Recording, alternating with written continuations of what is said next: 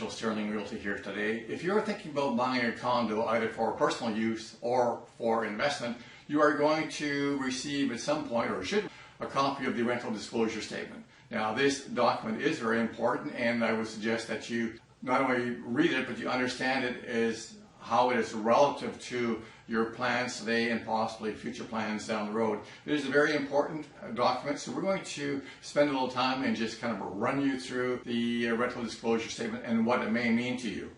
Okay, on to the rental disclosure document. Now, a developer must file a rental disclosure document with the superintendent of real estate before the first strata lot is offered for sale. In addition to preserving the developer's right to rent the strata lots it owns, the rental disclosure statement also preserves the right of certain buyers to rent their strata lot. Now, which buyers may rent, in spite of a rental restriction, will depend on the date that the rental disclosure statement was filed. And we're going to talk about two dates here. Another very important point outside of the dates is the rental disclosure statement also has an expiry date, and they can vary from building to building. Now, when a rental disclosure statement was filed is important. We're dealing with two dates, after January 1st, 2010 or before January 1st, 2010. And as a recap, what we're talking about here are filing dates relative to the passing of a rental bylaw in a building and how it affects the owners of the units. So if a rental bylaw is passed before January 1st, 2010, and if you purchased from the original developer, you would be exempt as long as the rental disclosure statement had not expired. In other words, if you were grandfathered. Now, if you did not buy from the developer, you would have to abide by the new rental restriction.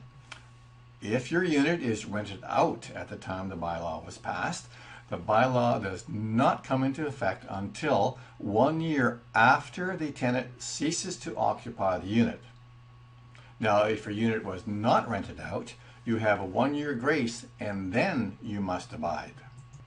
Now, if a rental bylaw is passed after January 1st, 2010, the rental bylaw cannot come into effect until after the date in the rental disclosure statement has expired.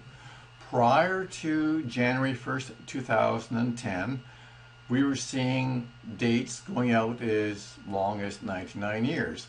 We're starting to see a few variations in the dates now. We're starting to see a few 5 years, and we're going to see other dates as well. So make sure you know this date. It is important to both investors or non-investors. And as a side note, no grandfathering to buyers who bought from the developer after January 1st, 2010.